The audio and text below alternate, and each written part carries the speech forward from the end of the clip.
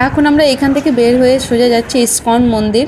সত্যি কথা বলতে কি, তারাপীঠ এসে যদি আপনারা একবারও ইসকন মন্দিরে আসতে পারেন না, দারুণ একটি জায়গা। আমাদের কপাল খারাপ যে আমরা এই সময় এসেছিলাম, মন্দিরের ভেতরে একদমই যেতে পারিনি, কারণ এখন 4টের কম মন্দির খুলবে না।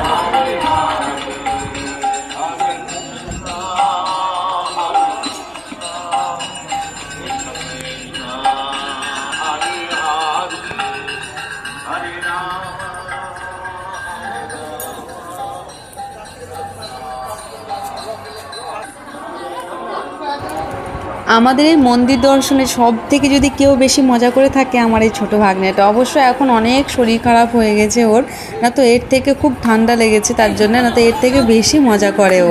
তো এত খুশি হয়েছে, ওর নাচ দেখায় চলুন।